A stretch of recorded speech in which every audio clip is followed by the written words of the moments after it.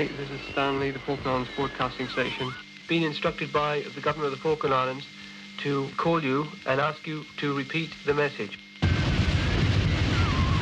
purpose of avoiding bloodshed and property damage among the population, we hope that you shall act prudently. Our concern is for the welfare and safety of the people of the Malvinas. This was a message from the Argentine Armed Forces. 4 a.m., April the 2nd, 1982. Argentine Navy cameramen film their invasion of the Falkland Islands.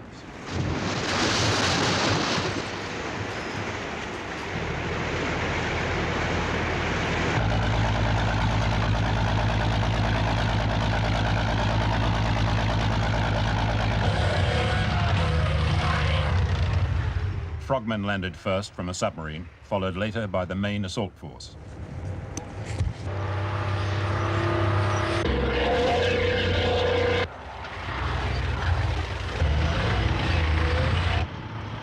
It was an historic day for Argentina. Por supuesto, como argentino me sentí muy emocionado y también como... I was thrilled. As an Argentine and as a professional soldier, I was thrilled to be taking part in the recovery of these islands that had been in British hands for so long. It made me very proud. Me llenó de orgullo. This is the Falklands Broadcasting Studio. Now, we've just had a call from Alistair Grieve. Alistair, I understand that you've sighted some of the vehicles, have you? I had a quick look out through the curtains and all I could see was smoke, so I honestly haven't a clue what's happening. But there's been some really heavy bangs, the whole place is shaking. It's a bit nerve-wracking to say the least. There's a lot of machine gun fire and fairly small arms fire as well. And where are you giving this report from, Ali? Are you standing up, sitting down, or what you doing? I'm lying on the floor, boy. Now, the situation, as you might hear, is that the radio station has now been taken over. We have 3 Argentine Wait a members. minute. We have everything recorded in 2 tapes. Yes. Okay? For the population. Well, just a minute. Sí, señor, un minuto! If you take the gun out of my back, I'm going to transmit that news. If you take the gun away. But I'm not speaking with the gun in my back. Everybody was very, very low in spirits. Obviously, we didn't know whether we were going to be shot or what was going to happen, taken back to Argentina. Everybody knew of the regime over there, the military government, what they'd done to their own people. They knew they wanted the Falklands, and our future, well, we didn't know our future.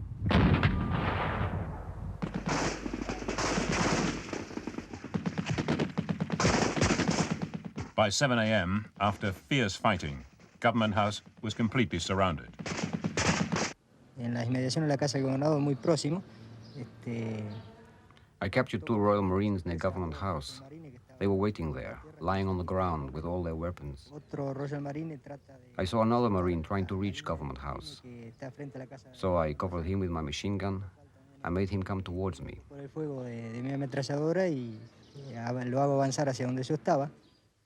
Suddenly you're in their hands. I mean, there's 3 casualties of theirs lying in the garden in the Government House. I mean, what sort of mood are they going to be in? You know, when their oppos sort of shot up. And so when he actually lying down, I felt a bit humiliated, but I also felt apprehensive about what was going to happen next. But one of the Argentine officers, he came along and he actually struck one of the guards and told us to stand up. And we stood up and he shook my hand and he shook a few of the guys' hands and said that, you know, we shouldn't lie down and we should be proud of what we'd done. I was quite pleased, actually, that we were stopping, you know. I make no bones about it, you know, I didn't fancy getting shot to bits. La diferencia fundamental es la falta de motivación que... The Royal Marines lacked our motivation. I think the reason for our motivation was the cause we were defending. You have to understand, we were defending something that was ours. They were simply following orders as professional soldiers. En este mapa que vemos acá de la República Argentina, las Malvinas aparecen ubicadas en la zona austral. Toda esa distancia que hay está separada por el mar. Ese mar que es el mar argentino. The Malvinas are a national cause in Argentina. Pupils in primary school learn about their lost heritage, of how the British stole the islands from them in 1833. Youngsters are shown that the islands are part of Argentina's continental shelf.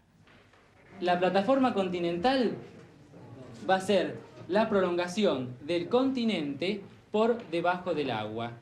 From a South American perspective, Britain's claim to the islands is absurd. Even an unpopular dictatorship would be acclaimed if it could recover the Malvinas. When news of the invasion reached Buenos Aires, the crowds went wild. The military regime's record of violent repression, the economic crisis, all were forgotten overnight. The national dream of reoccupying the Malvinas had been realized. No puedo negarle que fue una alegría inmensa, como fue también enorme. I can't deny that I was immensely thrilled. It was thrilling to see the huge crowd outside Government House supporting our action regardless of their political beliefs. The workers had demonstrated against the government in that same square only a few days before. But now even the trade unions were there supporting Argentina's stand. So I can't deny that it was one of the most moving moments of my life. Quizás unos momentos más emocionantes y más importantes de mi vida. Have you heard from the governor at all this afternoon, sir? In London, there was outrage that the government had allowed British sovereign territory to be invaded. There were rowdy scenes in Parliament, swiftly followed by resignations. It is a national humiliation, and I have been responsible for foreign affairs. And I do not think it is right that when that happens, the minister responsible should just go on as if nothing had happened. And I think that the honourable thing to do is to resign. Britain's prestige was severely damaged.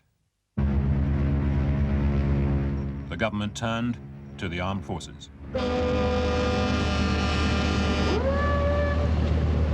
I think everybody thought it would all be over before we got there.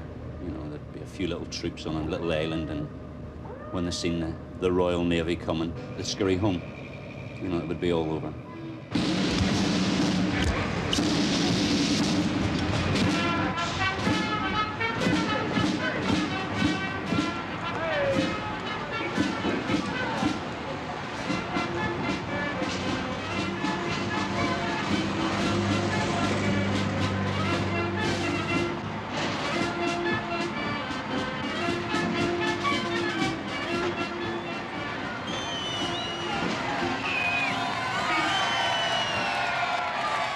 Thought, why the hell did he want to invade somewhere at the top of Scotland, like? Because nobody understood where the Falklands were. I hadn't got a clue.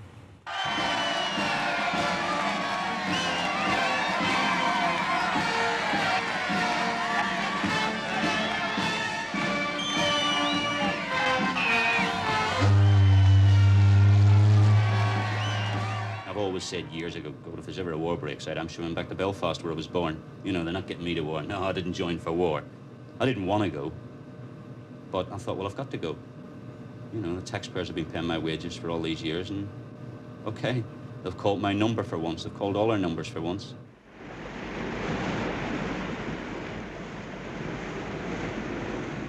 As the task force steamed south through the tropics, few of those on board thought they were actually going to war.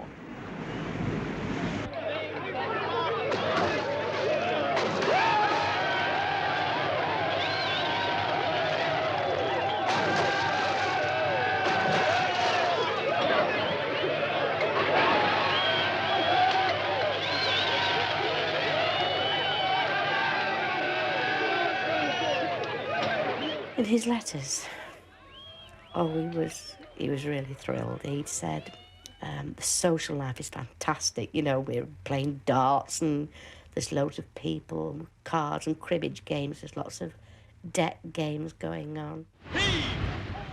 And he said in one of his letters, whatever's waiting for us down there, nothing will look so bad if we've still got this happy atmosphere on board ship.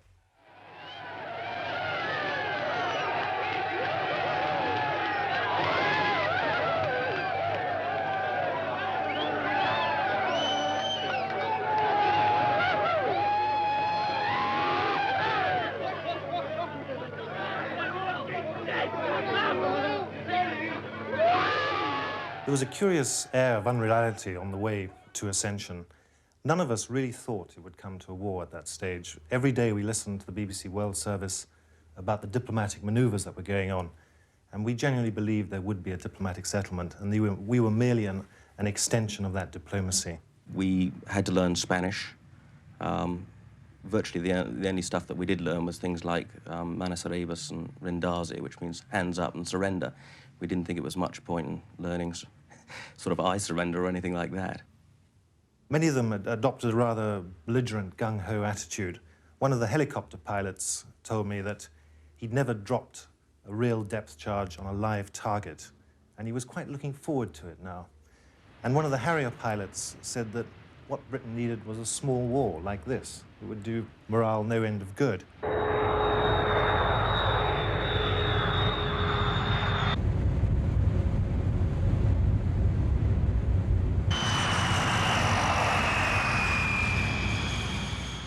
The Falklands became an armed camp.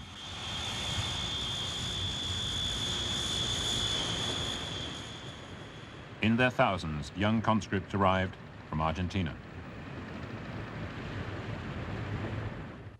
La primera vez que ingresé al pueblo, veía que todo lo que había. The first time I went into Port Stanley, I noticed that everything was English. There was practically nothing there to remind me of Argentina. I remember picking up a little nail and it had Made in England written on it. Clavito. Y decía Made in England, el clavito. Entonces, So I started wondering what it all meant. I thought, where am I? What is this? I had been told that we were going to the Malvinas to defend our people. But it turned out that they weren't our people at all. So you had to ask yourself, who were the invaders? Them or us? Malvinas Operation Theater Command, communique number 4, guarantees the continuity of the way of life of the people of the islands, respect for private property, freedom to enter, leave, or remain on the islands. Furthermore, the population is exhorted to continue normally with their activities. One of the first things they said when they arrived, that nothing would change, and the next things they said was how things had to change. We had to drive on the other side of the road. We had to have passes to go around Stanley. We weren't allowed out of Stanley. And people, of course, thought back to the Second World War and how it must have felt for the French and the Dutch and the countries, you know, in Europe, occupied by the Germans. Our military presence grew till about 10,000 men surrounded the village, so Port Argentino became almost like a tiny island in a sea of troops. Yet I'm proud to say that throughout our occupation of the Malvinas, there wasn't a single case of rape or attempted rape. There wasn't a single case of assault. There were a few burglaries. Any offenders were court-martialed and sentenced whether they were conscripts, NCOs, or officers. The house next door was unoccupied. Our neighbours were in the UK. We had the key of the house. We realised there were a lot of Argentinians banging on the door and knocking. And my husband said, well, rather than let them break the door down, I'll go out and give them the key. He was immediately taken by the Argentinians and made to kneel at our front gate. It was a bitterly cold day, Sunday afternoon. For about 20 minutes, over 20 minutes, he was kneeling there in his shirt sleeves with a submachine gun at his back. I never realised just what it was like when you can't sit down. I tried to sit down and I couldn't. I was so tensed up, I was so worried. All I did really was walk to the kitchen and made a cup of coffee and came back. I didn't know that in 20 minutes, half an hour, one can drink so many cups of coffee. And I put on Land of Hope and Glory and opened the windows, and I felt that, knowing my husband's sense of humour, that if he were to die, that if the last thing he heard was that, at least he would die with perhaps a little smile on his face. The United States was anxious to avoid a war between two of its closest allies. The whole conflict seemed to be strange. It seemed to be much less important than it obviously seemed to both sides, because the Falkland Islands by themselves did not seem to be objectively that important, if I may say so, to anyone. And yet suddenly they had become the focus of this enormous, intense conflict.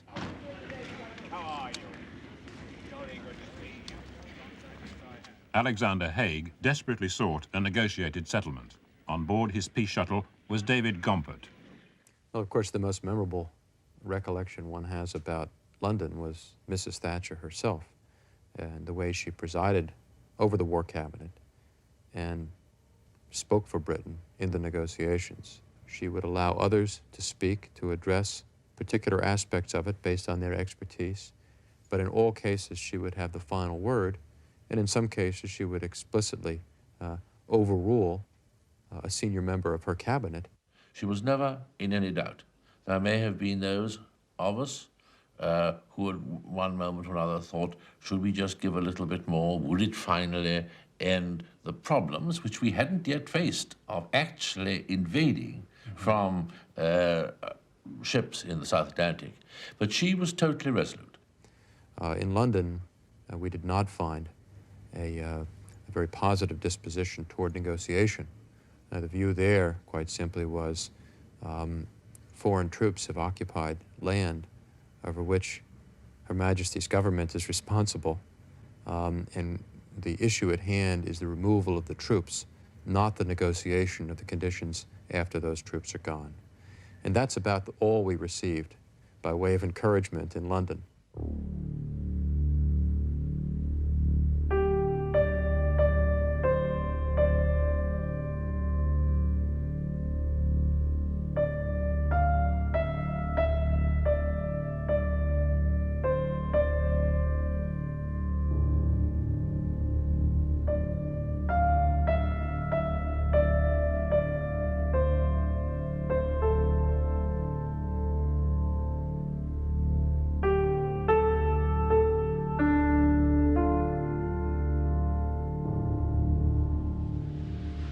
The stormy waters of the South Atlantic brought with them a change in the atmosphere on board the ships of the task force. Target!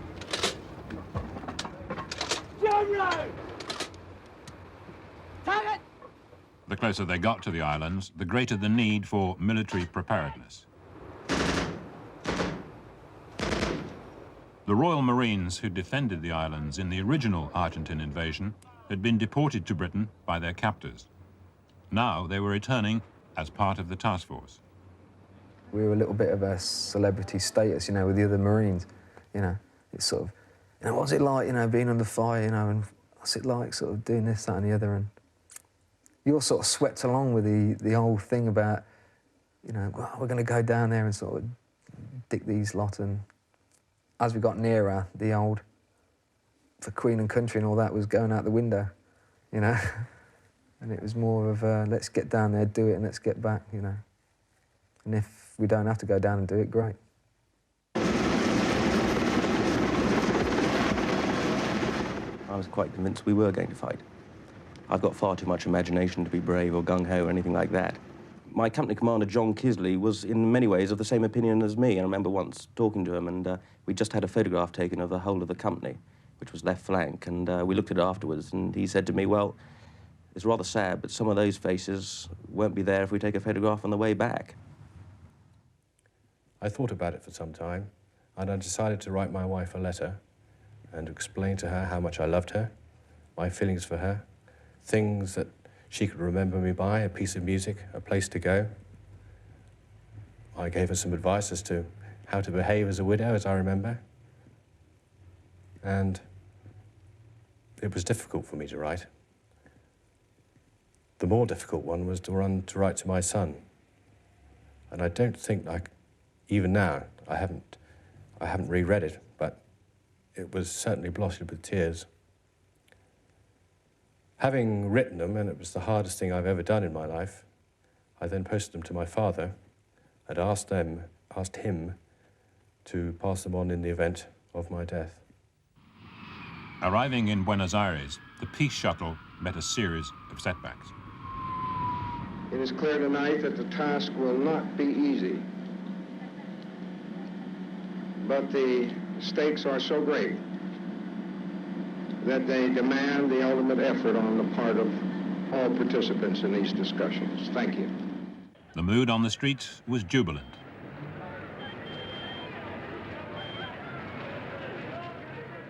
The junta promised the Malvinas would never be surrendered.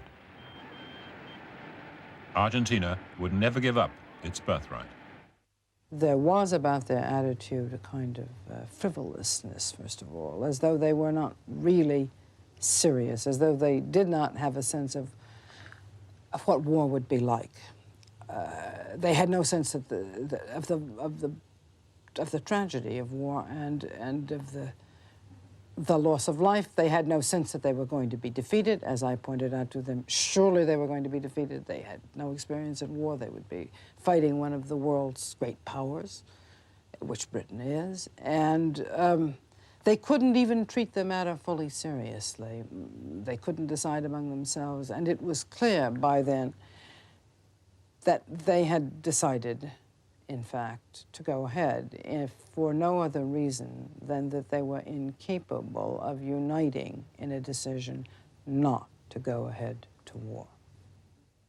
It was our failure to grasp that agreement, our failure to make it stick in Buenos Aires, that in fact had removed the last hurdle and permitted the forces to engage and the killing to begin.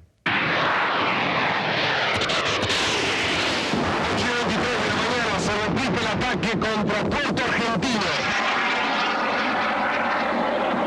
Santiago nuestro, Santiago nuestro.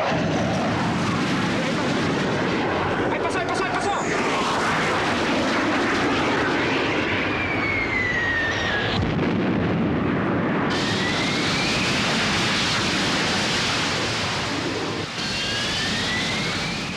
May the 1st. Britain launches an airstrike against Argentine positions around Port Stanley.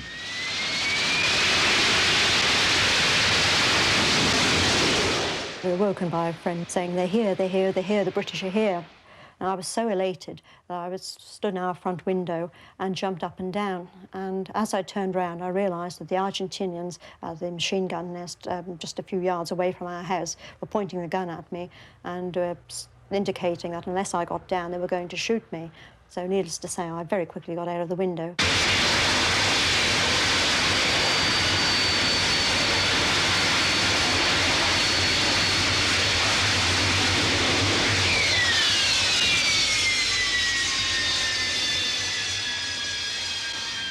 We were probably far more overconfident than we should have been. And I think the general feeling was that, well, we've given the Argentinians a bloody nose, and very soon they'll turn around and say, that's it, we don't want any more, and everything will be over.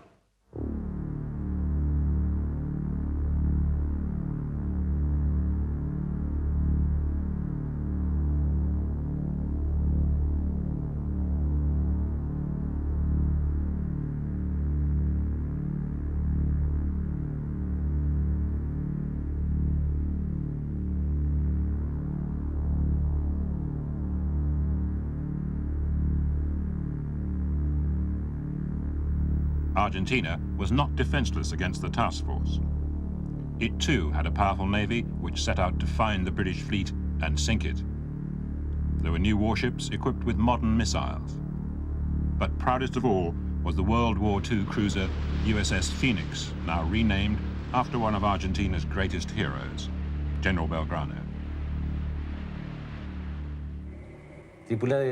Serving on the Belgrano was the goal of every professional sailor, because of her tradition and because of what she represented in the Argentine Navy.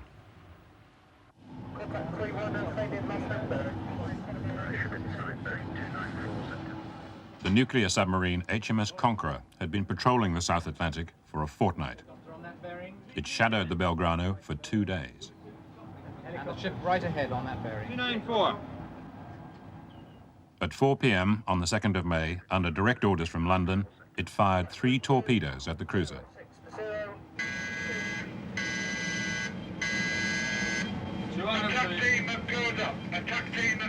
Two struck home.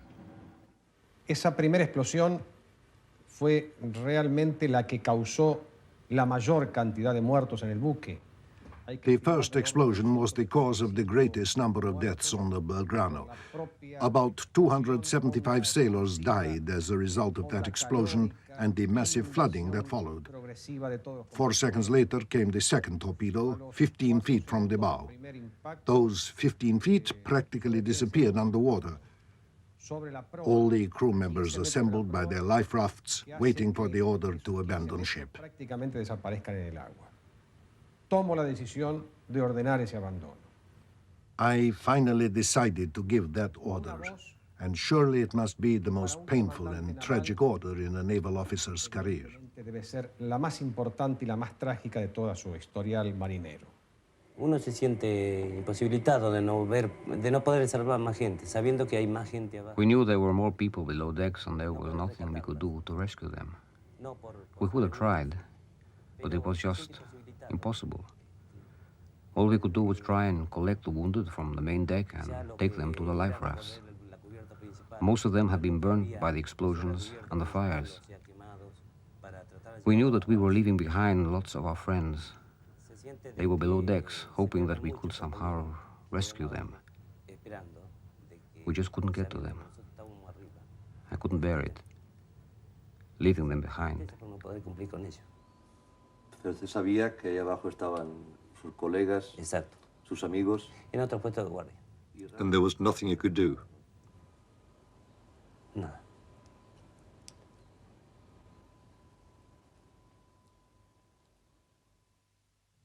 Driven by strong winds towards the Antarctic Ocean, the life rafts from the Belgrano drifted in sub-zero temperatures.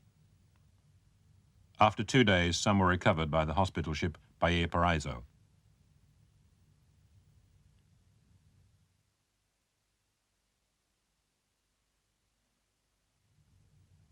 Many of the Belgrano sailors had died of exposure. They had literally frozen to death.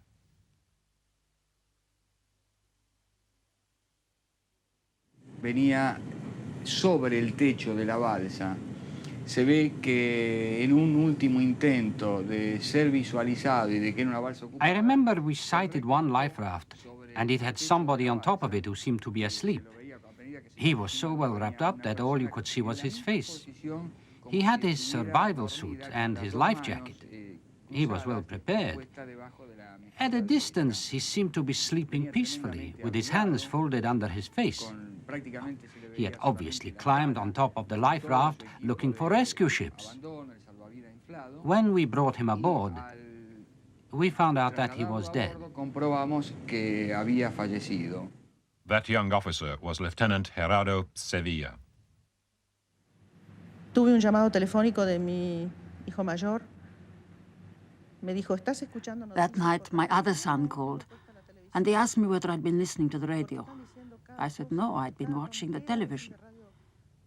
He said he'd been listening to some ridiculous stories on a foreign radio station, but he didn't say anything else. So I went to bed, and early the next morning I switched on the radio, and the first thing I hear is that the Belgrano has been attacked.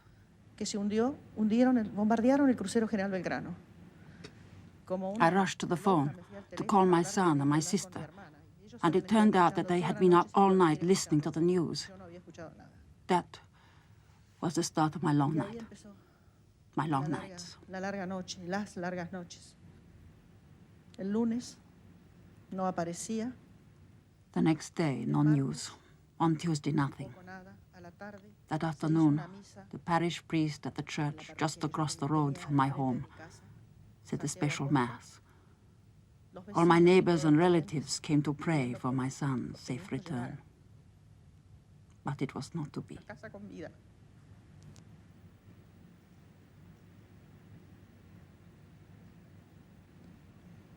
No fue así. Desgraciadamente no fue así.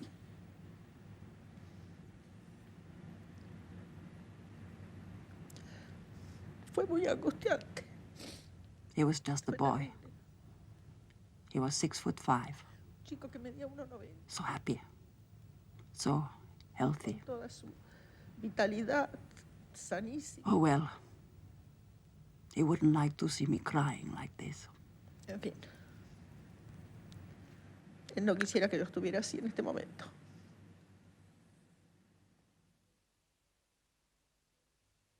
commander speaking.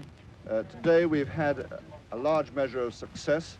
The Belgrado, the Argentinian cruiser, has been torpedoed to the south of the Falkland Islands by one of our SSNs. Any euphoria following the sinking of an enemy vessel was short-lived.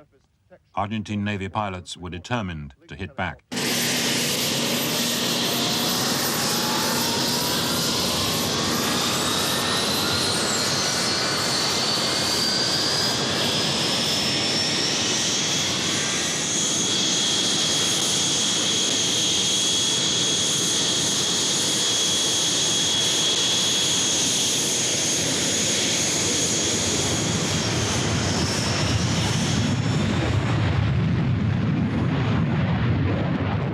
They took off from airfields in southern Argentina, equipped with Exocet missiles, and went in search of revenge.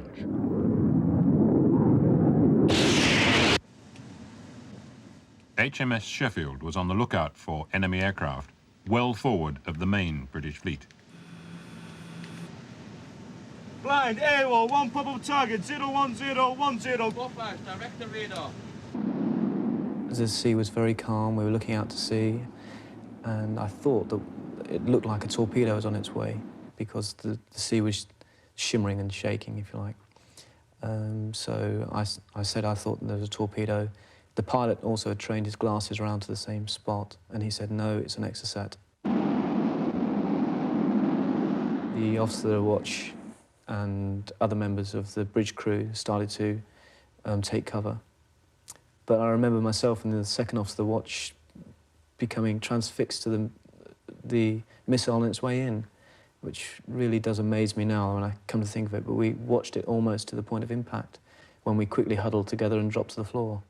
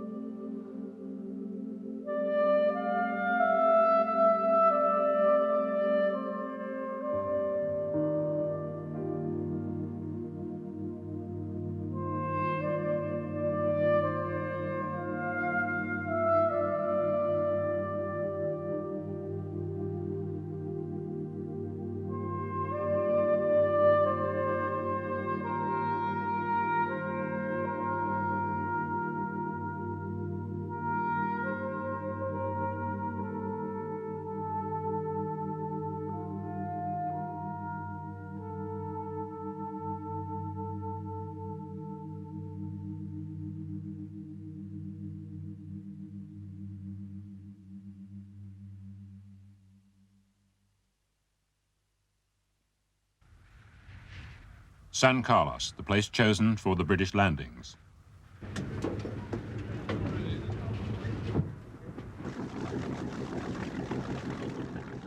The special boat squadron had been watching the area in secret for weeks. They were amazed to find it only lightly defended. We couldn't possibly defend every single spot where the British forces might have chosen to land. We didn't have enough resources. We had to defend the main target, Porto Argentino. Of course, the Argentinians are trained by the Americans or influenced by the Americans and believed that we were also. They've therefore thought if they were doing it, they would land in Stanley, and they assumed that because we had American influence, we would land as close to Stanley. We don't do it that way. And quite apart from anything else, it would have caused terrible and totally unforgivable casualties to civilians. And it's just not the British way of doing things. We prefer a rather more subtle approach to these matters. Subo a su puesto de observatorio, ya se había despejado un poco la bruma y no solamente estaba, ¿no es cierto? I went up to the observation post and the mist was lifting. I could clearly see several frigates and transport ships, and there were dozens of helicopters flying about and landing craft coming towards us. Terreno firme de la isla.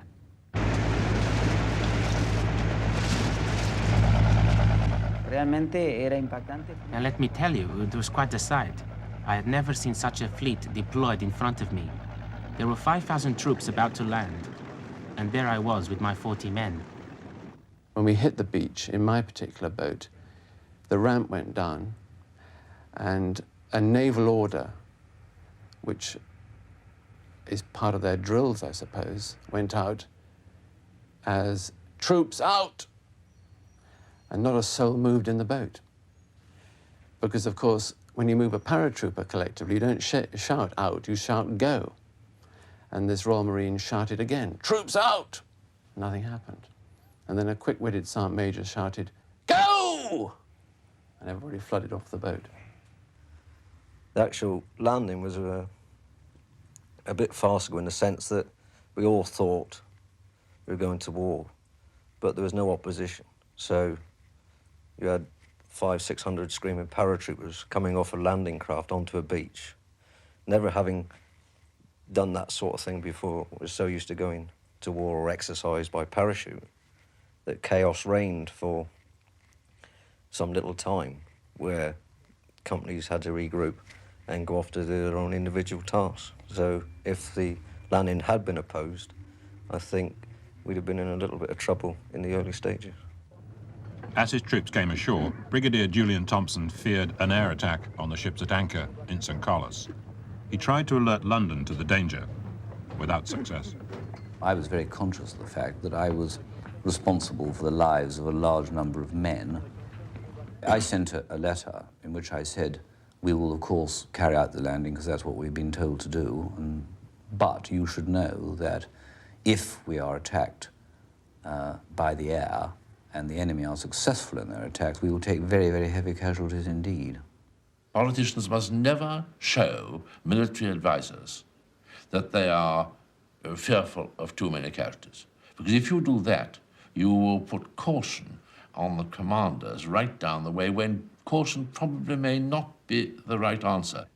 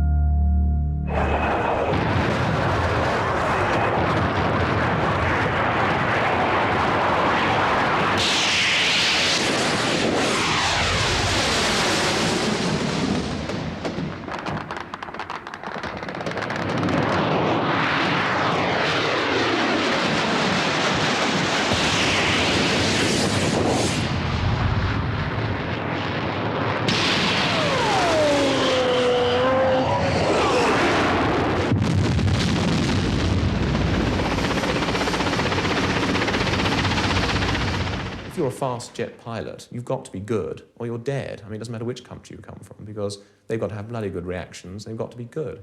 And the Argentinians, if you imagine, well, how are they, sort of racing drivers, polo players? I mean, what better sort of chap to have sitting in a fighter? Yo tenía el radar altímetro graduado a 30 pies. I set my altimeter at 30 feet, but I must have gone lower than that because the alarm went off several times. We were flying at 450 knots, and at that sort of height, well, it's quite a peculiar experience. I saw the masts of the frigate up ahead, and we lined up for the attack. They knew what they were doing. They knew how to attack the ship.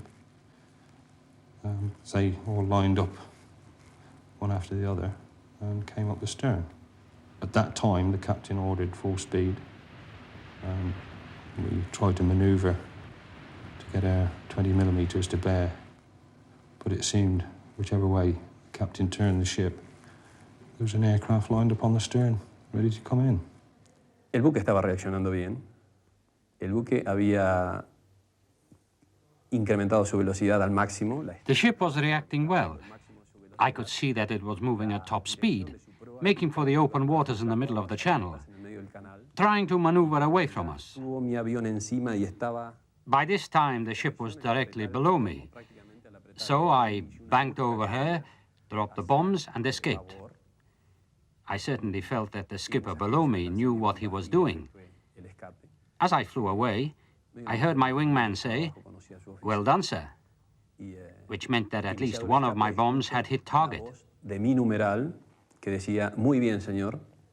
Eso me indicaba que de mis bombas algo habían dado bien. The pilot, Mike Crabtree, just went very silent as we came down over the hill and flew through the smoke. And in the back, we couldn't see what was happening. We could smell the fire smoke. And then we came to the hover off the port quarter and looked out, and it's a sight I shall never forget. The fires of hell burning in that ship. She was at anchor, the gun pointing straight up at the sky, all the hydraulic power gone. The flight deck just smashed in and opened up with a can opener. I remember waking up again. The dining hall was pitch black. I could see that my hand was injured, but although we had my anti-flash glove on, I could just see a mass of blood around the hand. And though no pain, no feeling at all, I thought, well, they can sew fingers back on these days, no problem. Had a quick feel over the rest of my body. I had a large piece of formica sticking out the top of my head here. I pulled out, threw away. I then tried to get up, and I was unable to. I could get up on all fours, but I was unable to crawl out from whatever it was that was stopping me moving. Dreadful feeling, dreadful. What did you think about getting out then? Getting out. I thought a little cheated at the fact that I'd survived this far. You pray. And I could hear somebody moving around in the debris. And he came up to me and said, "Oh, you're all right, mate, all right." And I said, "Okay, get this thing off my back." I couldn't even see the man, it was so dark.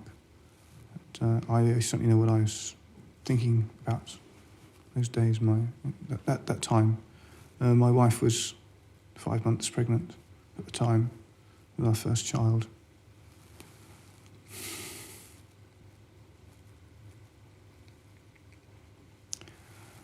And I wanted to get home.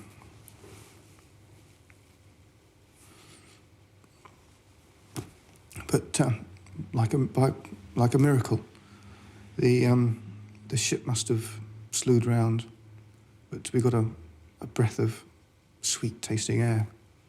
The hole in the side must have just caught some air and it wafted. And we took a large lungful and I started moving to the back end of the ship.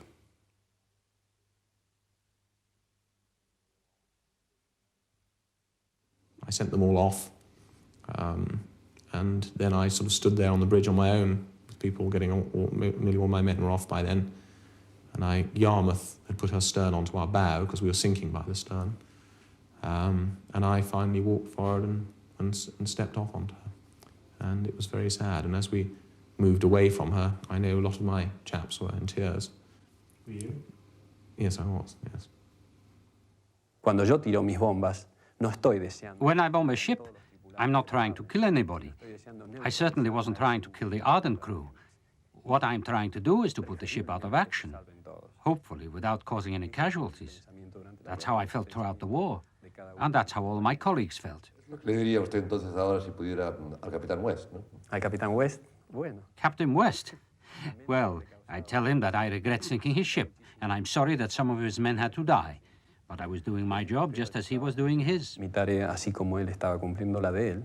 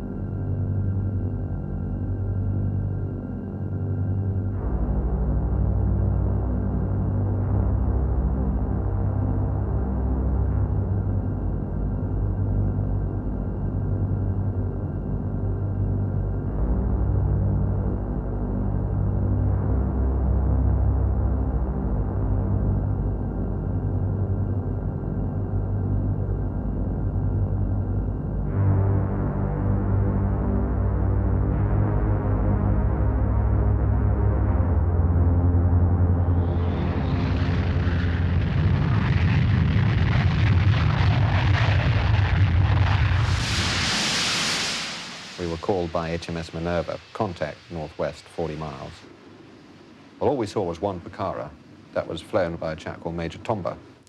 And my first run in, I shot at him and shot half his left aileron off and set his right engine on fire. So I was hitting all right, pulled away and thought he would go into the ground. Not a bit of it. En ese momento miro el ala de mi avión y veo. I looked at my wing and saw a gaping hole. It looked a bit like a rose with open petals. Pareció una rosa con los pétalos abiertos. Miro hacia arriba. Then I saw the two Harriers flying over me. My plane was shaking, but it was still flyable. So I flew on, trying to get away. Pero si los comandos reaccionaban, los motores funcionaban bien.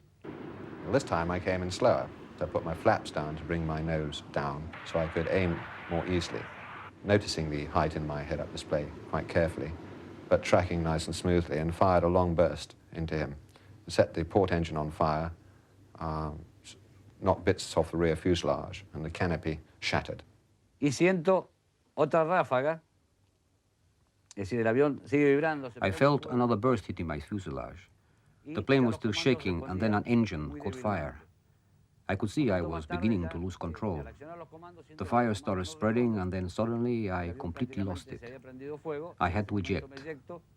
I fell very near the plane, about 40 or 50 meters away. And I thought, well, what a character. I mean, he should have got out after the first pass. He stayed with it until it just wouldn't fly. Got out just before it hit the ground, and apparently walked back to Goose Green. He was captured later. And I have nothing but the highest respect for him. I mean, that was real bravery.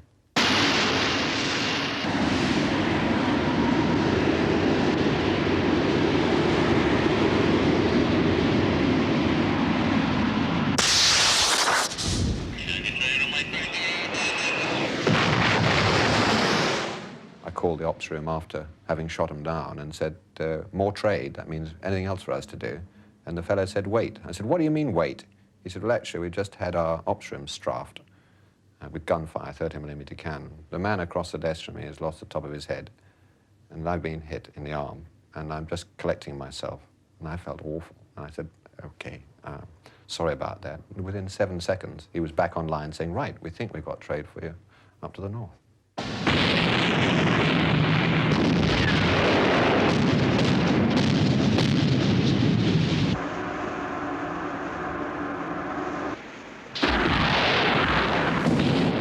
Argentina's pilots sustained heavy losses.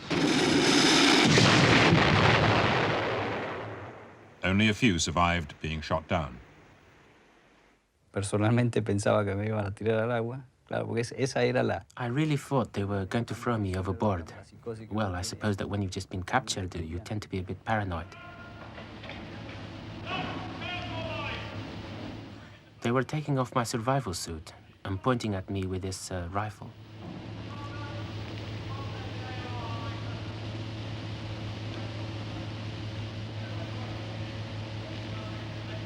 But I also felt this great sense of relief.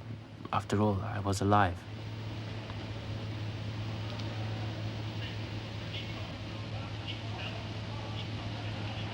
Right, wrap the black kids around him and let's get him away. Come on.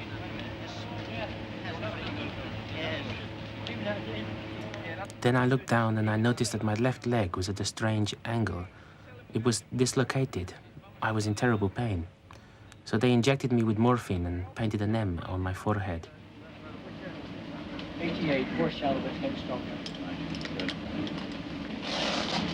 Leave that on him for a while. You may have to take. He has got a complete fore and aft dislocation of his left knee,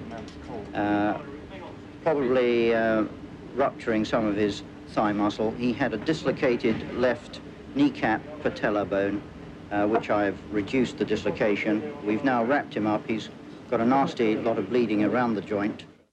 Allí, antes de entrar, pienso que el capitán Hawley también. They took me to hospital, and this doctor told me, "Here you are, just another patient." And the truth is, that's exactly how I felt from then on. Of course, I was in British hands, but I was never really treated like a prisoner. I was just another patient. Although many Argentine planes were shot down, the task force remained vulnerable to air attack. On May the 25th, Atlantic Convair was hit by an Exocet missile. When we drove up, there was a chaplain from the Merchant Seamen's Mission in Manchester, sat in his car on the door, you know, waiting for us on the road. And I saw his little blue badge on his lapel. And you automatically, I thought, something's wrong. So he said, "Can I speak to you in the house, please?" So I said, "Yes, come on." So I said to the children, "Go in the kitchen, please," and sent them away in the kitchen. He took me in the lounge. He said, "I'm afraid I have some bad news for you." I said, "Just how bad?" He said, "I'm afraid it's the very worst." And then I couldn't get rid of the man. I just wanted him to go. And he said, "The children, make your mother a strong cup of tea." I can remember that. And they came and they kept saying, "What's the matter?" I said, "Shh, be quiet, I'll see you later." And then he went, and then, of course, I told the children. How did you tell them? I just said that the ship had been hit and that the dad had been killed. And they sent me a duplicate map saying Frank Folks was buried at sea on Wednesday, the 26th of May. I got a plastic bag, and there was his pipe, his wristwatch, his St. Christopher, his wedding ring. I was very upset about them taking his wedding ring off because it worried me. It was very, very tight. He'd never taken it off. And I worried how they'd got it off his fingers. And he always used to wear a cap down below because he didn't like to get oil in his hair. And his cap was in this plastic bag, but they were all wet, still as they'd come out of the sea.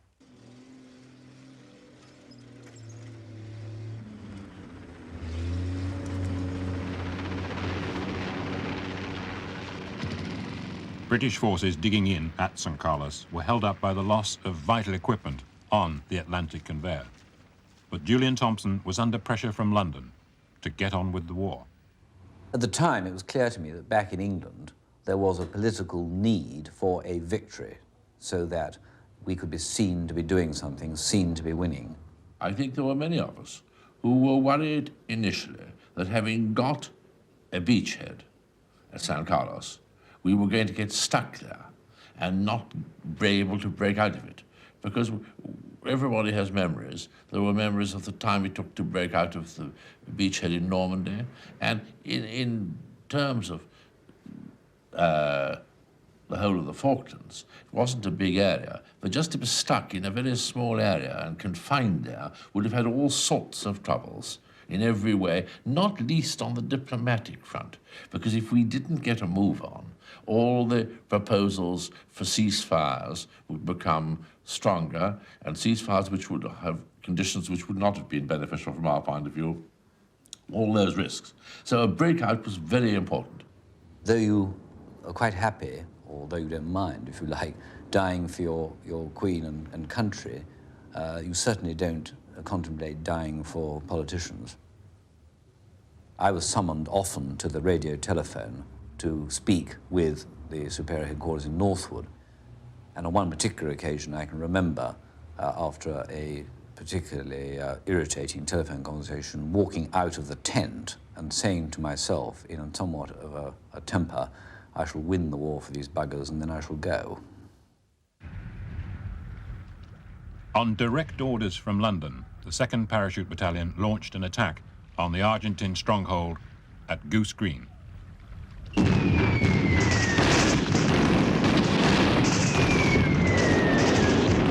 It's dark. There's an enormous amount of noise. There's incoming fire to you. There's white phosphorus going off to provide smoke and illumination. There's tracer coming towards you and going away from you. There's fear running through you. You close up towards the trenches. You throw grenades. You fire your weapon. You bayonet. It's savage, gutter fighting. Everything you've ever experienced before is nothing like it. It is basic killing. In command of 2 Para was Lieutenant Colonel H. Jones. H. Jones was a warrior. He wasn't a peacetime soldier. He was single-minded, he was aggressive, he was determined, charismatic leader. Everybody knew that he was in charge. The CO got on the radio to A Company and told them to get a grip and speed up and continue the movement, which they couldn't.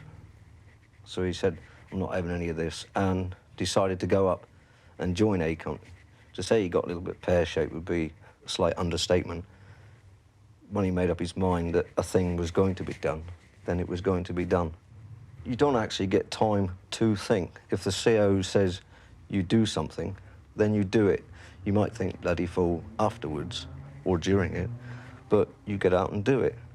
And the CO said, we're joining A Company and we're going over the top. So we joined A Company and we went over the top. Once we actually got down there, then we're in a slightly better position. But when I got there, behind the CO, he didn't stop, he kept running. So I thought, here we go. And all of a sudden, somebody behind me shouted out, watch out, there's a trench on the left. And I shouted to him to watch his back, because I could see what was going to happen. And he ignored me, or didn't hear me. I would think he actually ignored me, and charged up the hill to neutralise the trench that I was firing out. As he got to within 6 or 7 feet of that trench, he actually got shot from the trenches behind. You know, that you could actually see, and I saw the round striking the ground behind him, coming up, gradually getting towards him, and actually shot him in the back. And the impact of the rounds hitting him actually pushed him right on top of the trench that he was going for. The signallers in his headquarters had prepared a phrase, sun rays down, so that I would know that something was wrong with him, which would be the key for me to step in to the breach. And in this confusion, over the radio came this cry, sun rays down. And I couldn't believe it. And I actually asked for verification. And Colour Sergeant Blackburn, his signaller, shouted again, sun ray is down, for Christ's sake. And then the surge of apprehension and fear and would I perform well enough? What do I do now? What's the situation up there? Ran through me. I was slightly numb in the fact that, COs aren't supposed to die. And the actual implication of the commanding officer taking on an enemy position, frontal, was sort of comic book stuff that you read about and you don't really think that it should happen. I turned him over because he was lying on his back, got his webbing off and actually found the wounds. And at this stage he was still conscious, although slipping into unconsciousness. So I stayed there trying to keep him warm with extra windproofs and his own quilted jacket. And unfortunately, some time later, he died. Lieutenant Colonel Jones, Captain Wood, Captain Dent, Lieutenant Barry, Corporal Hardman, Corporal Sullivan, Corporal Fryer.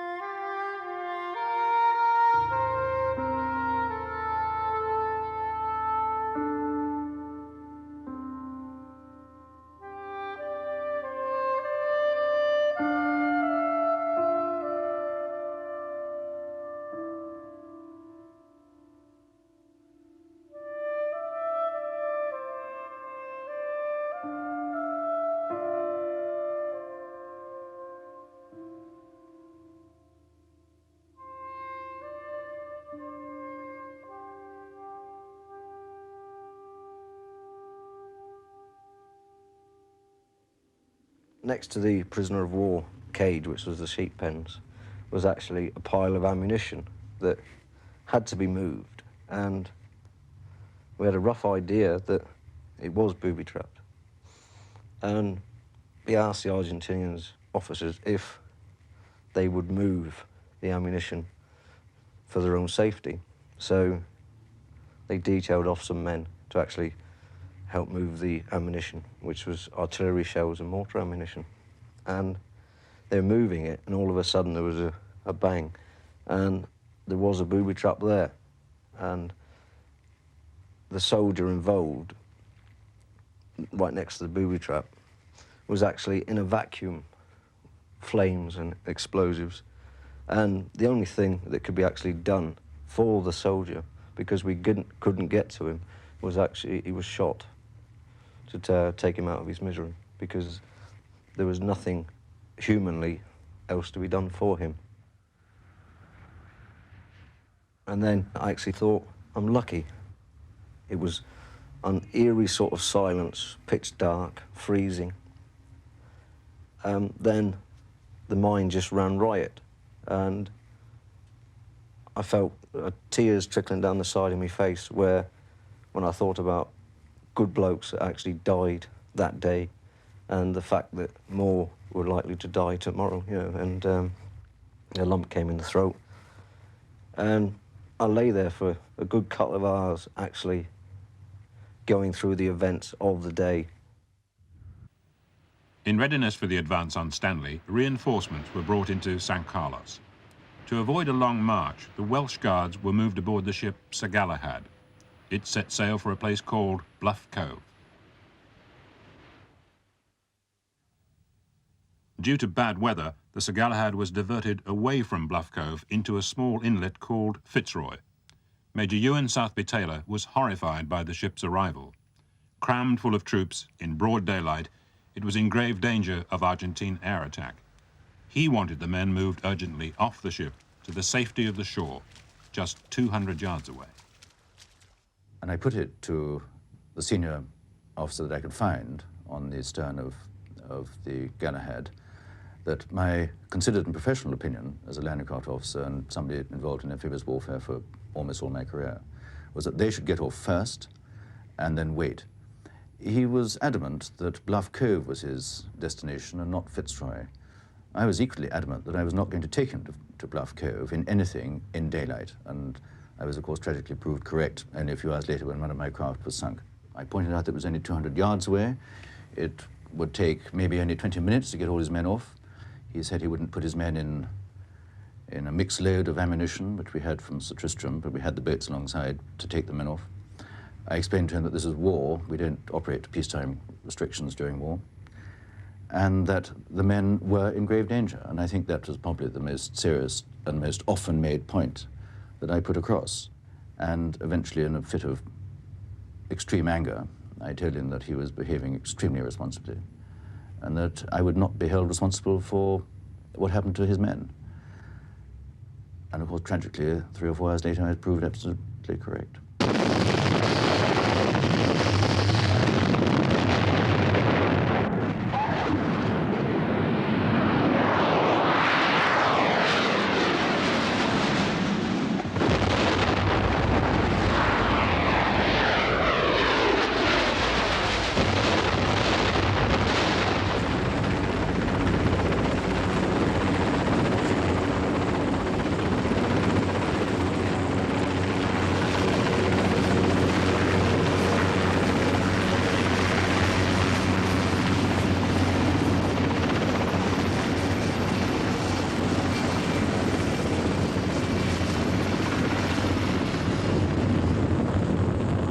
There was bodies screaming, shouting, and the ship was one big fireball.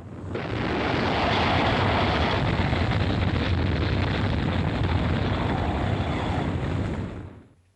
was nowhere for the flames to escape. They rebounded and came back and caught most of my back, my legs. And that's where I actually caught fire.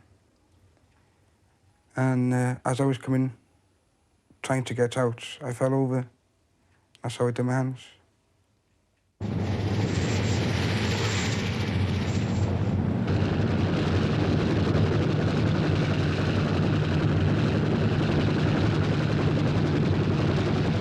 It was red hot, the deck, as if the metal had been in a forge in a blacksmith's. To me, it was like as if I was seeing double. There was a hand, and the ripples, the skin off the hands had actually come off to the top here. And it was like a glove on top, and it was flapping about on both hands.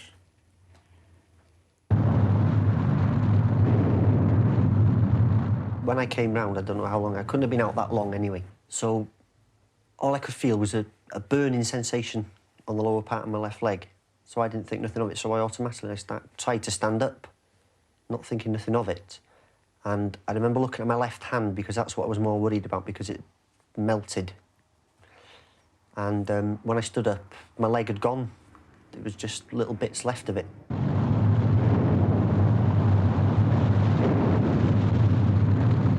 As I was looking around, you could see other people that were injured, probably your mates, whatever, but you couldn't recognise them because of the blackness of the face, hair burnt.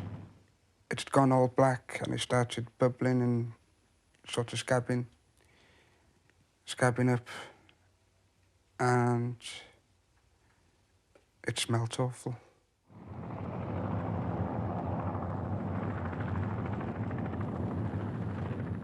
I was bleeding from the head, but there was nothing desperately wrong with me. And I knew where the door was, and I started thinking about getting myself out. And I tried to get up onto my knees, and the thickness of the smoke, which was layered, stopped me breathing straight away. So I had to go back down onto the floor. Unfortunately, I was in somebody else's remains and at that time. But I felt it, I couldn't see it. So I started making my way towards the exit, where I knew it was. And a chap from the back of the room, very, very muffled because of the smoke and the darkness, he started screaming that he'd lost his leg. And that was the biggest deciding point in my life, whether or not I was going to go and help him or get out. Nobody would have ever known because it was just him and me left alive in the room. And I decided I wanted to be a hero. So I went back for him, and we were calling to each other through the darkness. And I was still desperately trying to talk myself into turning around and making my way to the exit. Anyway, I found Kevin Woodford by accident. I must have trodden on the stump of his leg, because the next thing I know, a fist came out of the darkness and clobbered me one. And Kevin was very, very obviously hysterical. I couldn't find my morphine or his morphine. Everything was confused for me. And we carried the morphine around our necks. It's called Omnipon. And he was a big man, and the only thing I could do was to put my arms underneath his arms and start dragging him along the floor in the direction of where I knew the exit was.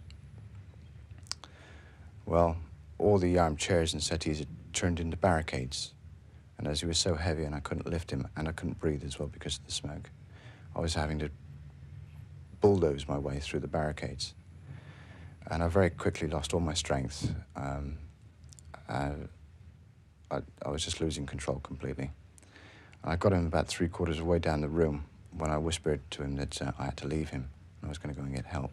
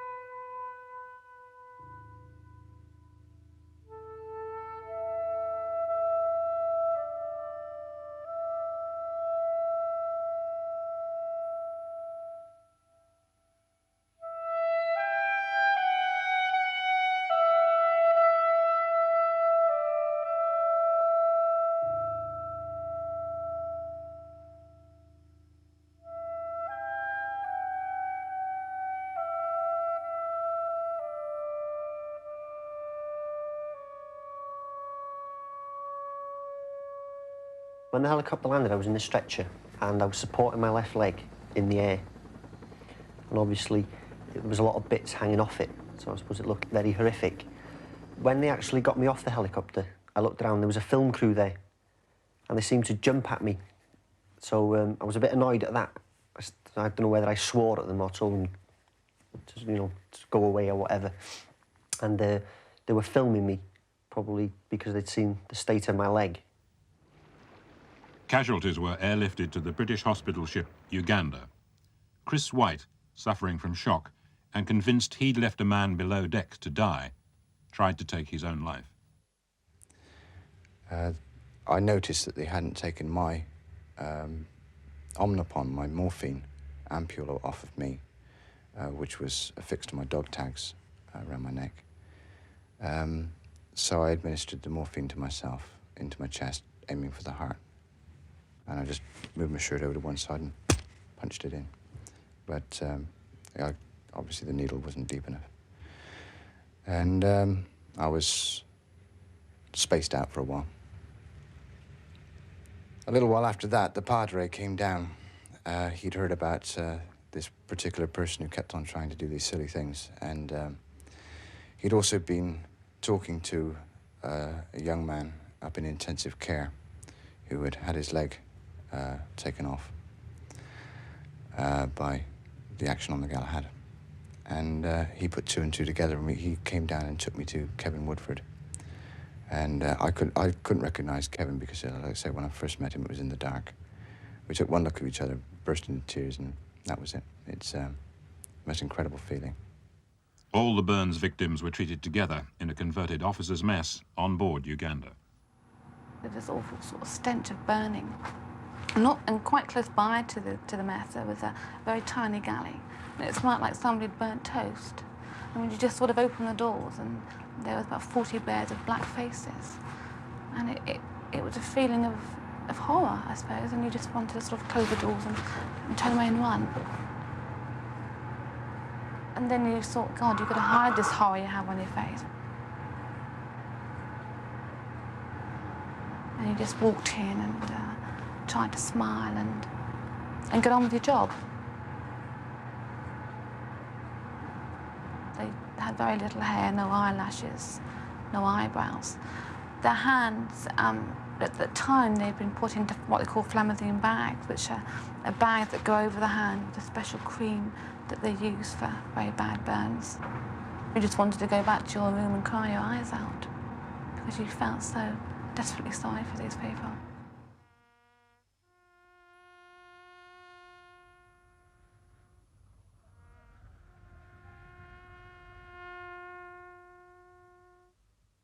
I could have got those men off in 20 minutes. No question of that whatsoever. And anybody with any professional sense would have taken the advice of the on-the-spot expert, regardless of rank. But unfortunately, I was not wearing the rank of a lieutenant colonel, who, as far as I can make out, was the only man who was prepared to listen to him. And I think probably in my career that was the most angry I have ever been, although I was not directly involved. It was certainly the only time in my career that I have felt almost shame at being involved in something that has gone wrong. And although I blame myself partly for not insisting with even more vigor that the men were brought ashore, I feel that I'm not actually to blame for the deaths of those men. And it gets through to me even now after 6 years, 5 years. The distance from St. Carlos to Stanley is 60 miles. British troops had to walk the whole way. This yomp was carried out in extremely harsh conditions, freezing temperatures, snow, and driving rain. Fresh water you couldn't get, so obviously, you take what you can, out of the ground, and we would sort of stamp onto the peat or dig holes until we got a puddle, because it was always sod on the ground. Scoop the water in a mug and put some sterilising tablets in. Now, this water was absolutely black, but I mean, you drank it.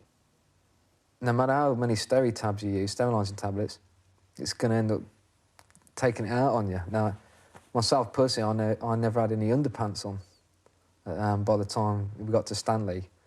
And there's quite a few guys like that because, having the shits. One of the lads in our troop just undone his zip and just cut through his underpants and just tossed them away and just carried on walking. I mean, there's nothing else he could do. I mean, the doc, he just said, the only thing you can do, because you're losing body fluid, is to just drink lots of water. Of course, we're drinking that crap again.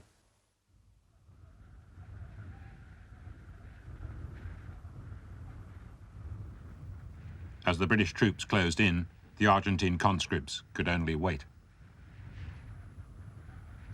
Dug in on the mountains around Stanley, they prepared for the final battles. In those last days, all we talked about was how many would die. 5, 10, 20. We felt this impotence. We were waiting for death, and there was nothing we could do about it. So you looked back at what you'd done in your life.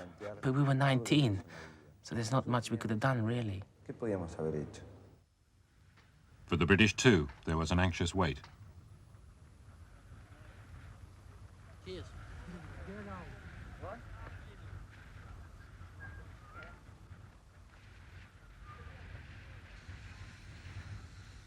Troops had to sit it out until the order to attack was given. Nothing happened, and the tension was pretty sort of electric, and we were all moving in extended line, and still nothing happened, and we were just waiting. And after a while, people, you could almost feel a sense of relief. People were beginning to think, well, they've bugged out, they're not here anymore. And just as we were beginning to feel that, there was suddenly, literally, the horizon just lit up in a complete sort of sea of white flashes.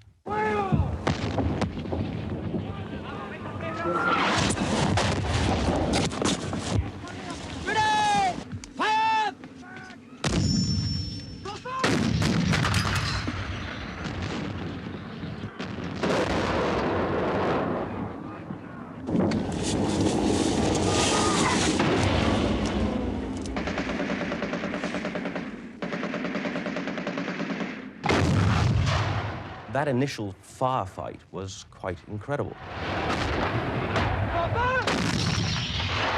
It was like being at the wrong end of a machine gun range. And the noise was incredible.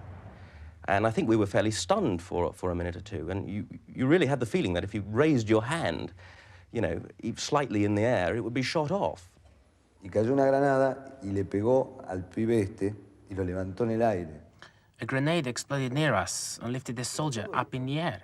There was shouting and screaming and explosions and bullets flying. Complete chaos.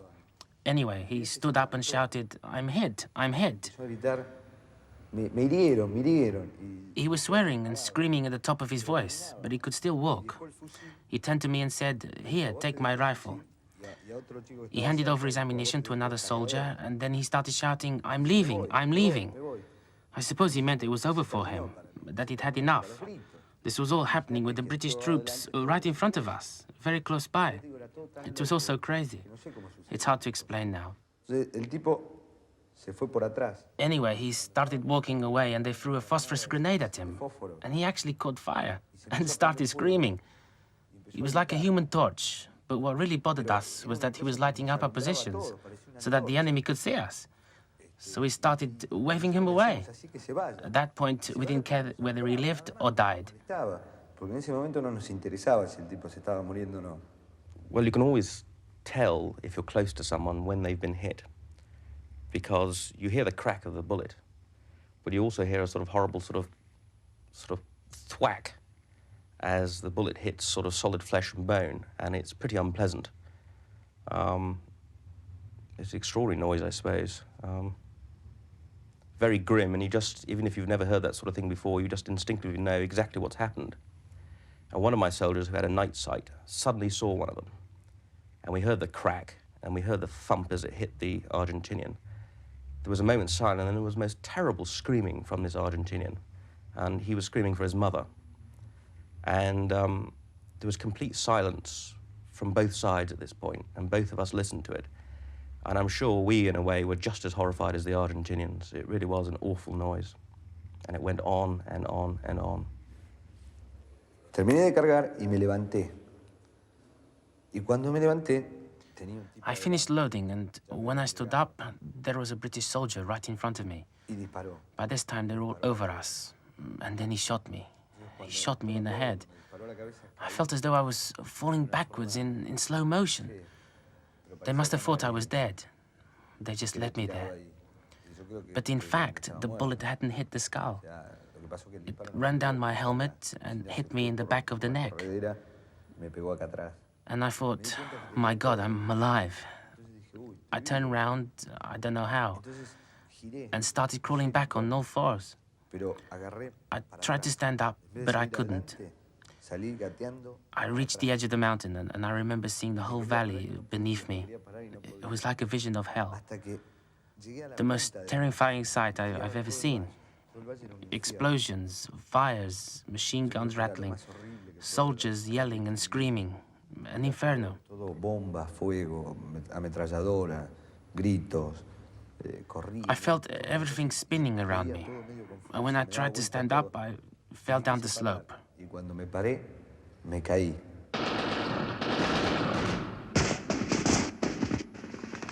A mí ya me daban por muerto. Cuando me llevaron acá. They all thought I was dead. I was conscious, but I just couldn't move a single muscle. So they rolled me up in this blanket and put me on top of this pile of bodies. A los heridos y a los muertos. Entonces quedé tirado ahí. Later, a sergeant came along, jotting down the names of the dead soldiers. He was crying. He looked desperate. Well, it was such complete chaos, and he started talking to me, and I must have blinked, because suddenly he realized that I was still alive. As we started going up the mountain and the enemy were just melting before us, we just went faster and faster until we got to the top. And in a way, we almost couldn't believe that we'd got to the top. And there, just 4 kilometers away or something, and clearly in view, was Stanley. We could see the lights, and I think for a second or two, we just sort of stood there looking at this with euphoria that, you know, we'd done it. And of course, that was fatal because at that moment, from 200 meters away, an Argentinian automatic weapon of some sort and several other weapons opened up on us. And in that initial sort of burst, which was almost a sort of ambush, really, 3 of us were hit. I saw the person in front of me just spin round, sort of pirouette round. He'd been hit in the hand, and the force just sort of literally knocked him spinning like a top. And there was a crack behind me, and someone had been hit behind me. And it all seemed to be in slow motion. In fact, it was just my brain thinking rather faster. But as I turned to run into the nearest cover myself, I suddenly felt something like enormous sort of hammer blows on my legs. And the tracer from the round was like sort of, you know, sort of scarlet rods all around me.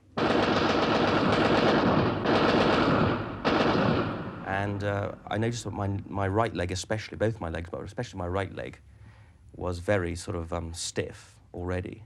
And there was a sort of brief burning sensation through the muscle on my right arm.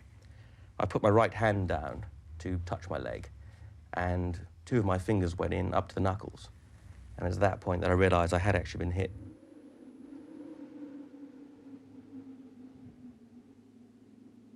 The stretcher bearers found it very difficult to get into us. Eventually they did, and they started carrying us down.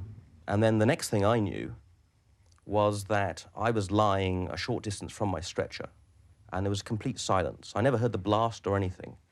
Whether I'd been knocked unconscious for a short time, I don't know. I turned round, and the stretcher bearers basically were in pieces. At least one of them was completely blown to pieces. It really was wretched. I just couldn't believe it.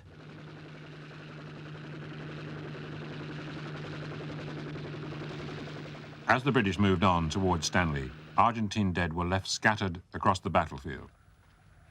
Burying them was a gruesome task. The first guy I came across, he had all of this part of his face here was totally missing, and he had upper chest wound. And I took his dog tags out, and while I was doing it, I was talking all the time. I was going, "Okay, right, I'm just going to undo his dog tags, and right, yeah, here they come, yeah." Not because I was trying to tell the lads what I was doing, obviously I was just trying to stop myself from thinking about this guy. Because, you know, you'd find a wallet on him, and there'd be a picture in there of them with their wife and kids. And I was looking at him and I thought, well, you know, fucking hell, you know, that could have been me lying there.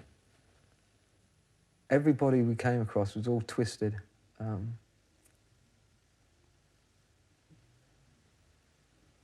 You could see the agony, you know, that these guys had been in when they died. I mean, their legs were all twisted, their arms. And then we found an Argentine officer. He'd been injured, he had a belly wound. I can't remember who found him. And they called me over, said, "Oh, come on over here, Lou, and have a look at this guy here," and went over. And he was sort of, he started speaking to me in English. And he was telling me, you know, that he didn't know why he was, you know, why we were fighting either. I feel bad about the bodies. You know, the state of them and everything. And, you know, the way we sort of just toss them into a hole.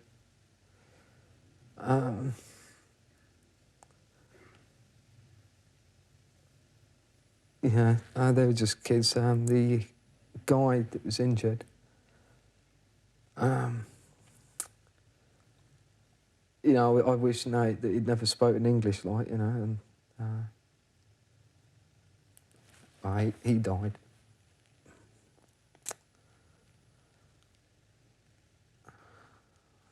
Can we stop a minute?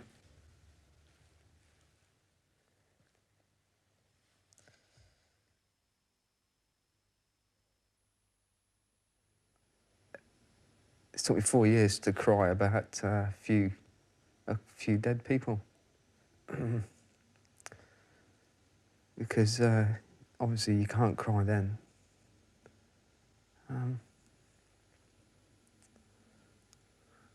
you know, you got a job to do and you do it.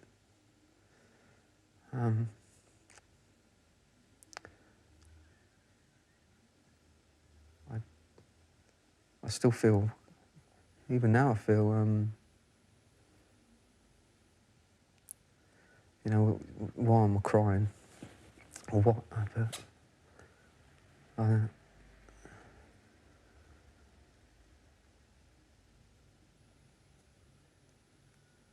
I'm afraid I just don't see him as enemy, you know.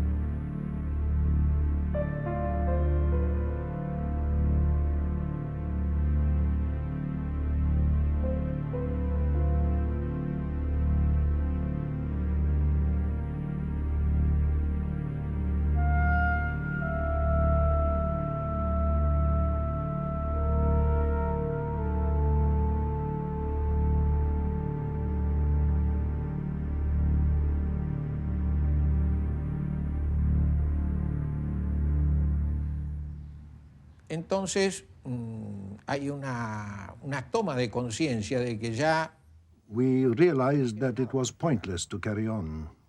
We had no more cards to play. reducida apenas a 10 o 12 piezas. Our artillery was down to about 10 or 12 guns. Apoyo aéreo directo. We had no air support. Los ingleses The mantenían British were just off our shores, shelling us. para reforzar sus propios fuegos. Our men were exhausted. They had fought hard and had lost much of their equipment. If we'd carried on, we would have just been wasting lives. Además, vidas, que era inútil. That is the conclusion I reached. Esa fue la conclusión. So then I discussed it with the High Command before accepting the British offer of a ceasefire and the start of negotiations. Resolví aceptar el cese del fuego ofrecido por los ingleses y más tarde se produjeron las conversaciones correspondientes. Yo sentí una congoja muy grande. Para mí era... It really hurt.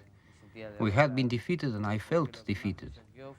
What really stuck in my mind was seeing the Union Jack flying after the surrender. That was quite a blow. I was so angry and frustrated that I broke down in tears. I remember thinking about all I had been through. The hunger and the cold, loneliness, and the death of so many of my friends. And after all that, there was the British flag flying over us. It was unbearable.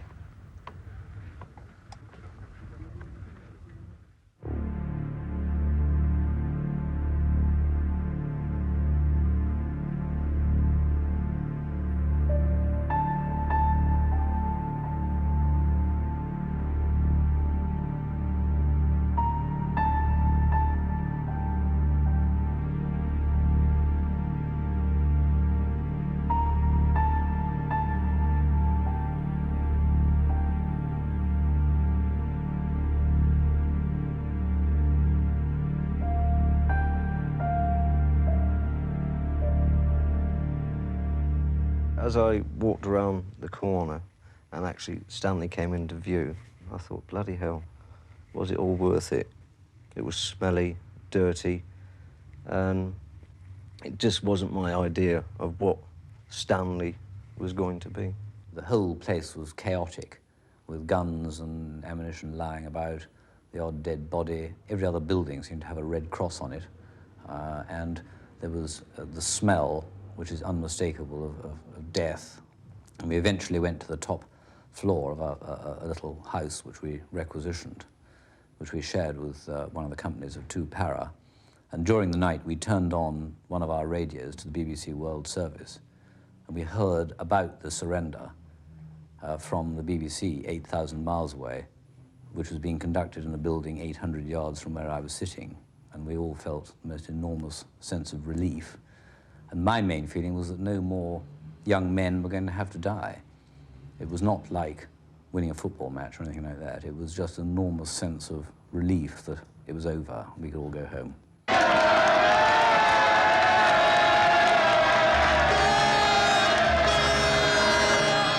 We sailed in early that morning. Everywhere that you looked was small boats packed with people to cheer us in. And it was a brilliant feeling, really, because, you know, it did make it then seem worthwhile.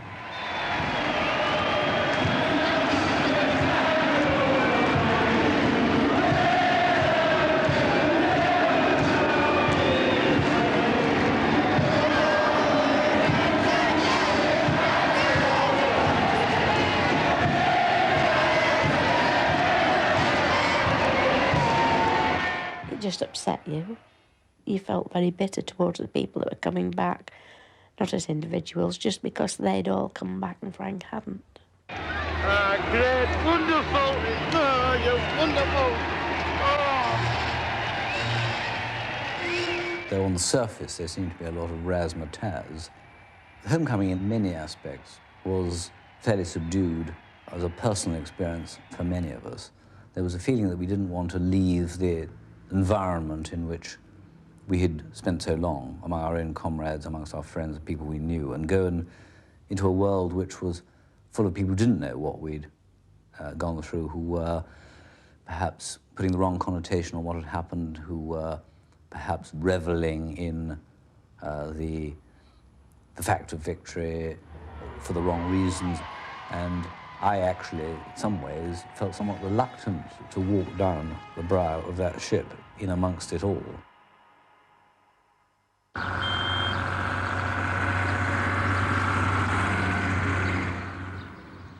Returning to Buenos Aires, conscripts found that life seemed to go on much the same as before the war. Entonces fuimos a un boliche, como le decimos nosotros, a una boate. I remember we went out to this bar and I walked in and I thought, well, this can't be a very happy place after all that's been going on. I went up to the bar and I ordered a beer.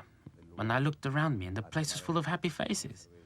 Everyone was having a good time, celebrating as though we'd just won the World Cup. You'd think that nothing had happened in Argentina. No había nada, no había pasado nada. Acá en la Argentina nunca pasó nada. Entonces uno se pregunta. And I asked myself, how many fathers did I kill? What was the point? Did I do all this for my country? What's my country? Are you my country? All those of you laughing and dancing and having a good time while we suffer? It's not resentment. I'm not asking for any reward. All I'm saying is, look, we risked our lives at 19. Many didn't come back. But we did. What are we supposed to do now? Nosotros estamos acá y ahora qué hacemos.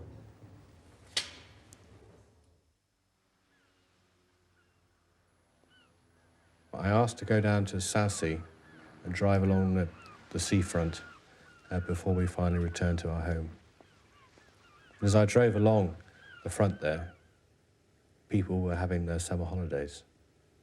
They were eating their ice creams, they were sitting in their deck chairs, and they were generally passing the time of day, enjoying themselves. And I felt as if I wanted to pick them up and shake them and say, look, there is a war going on. People are getting killed. And somehow I felt for them that the war was something that happened at 8 o'clock in the morning when they picked up their newspapers or switched on the radio, or at 9 o'clock at night when the TV news came on. I didn't go home for the first sort of few days. I didn't like all the flag waving.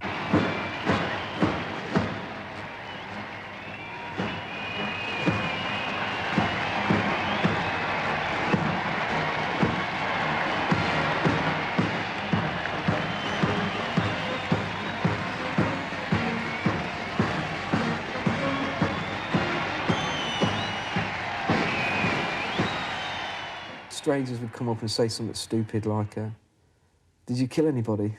You know? Or they'd be slapping you on the back and buying you pints. And you'd go along with it a bit, yeah, I was down there and all that lot. But you never really tell them what it was like. You just tell them, well, basically what, as much as the British public do know.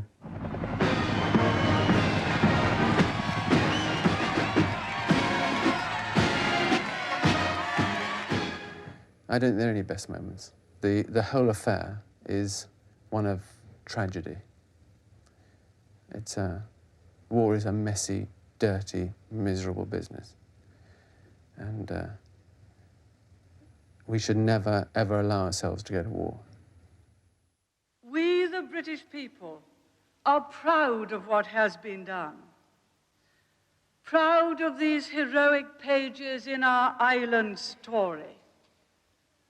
Proud to be here today to salute the task force. Proud to be British.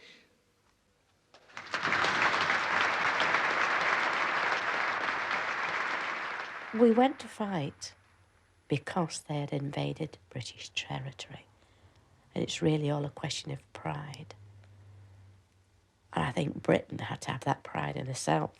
Or as a nation, we would have just been, what now? They had to do it. Oh, the price that my family paid.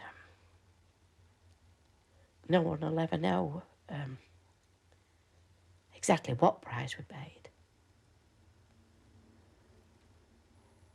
Perhaps it was worth it for Britain's sake.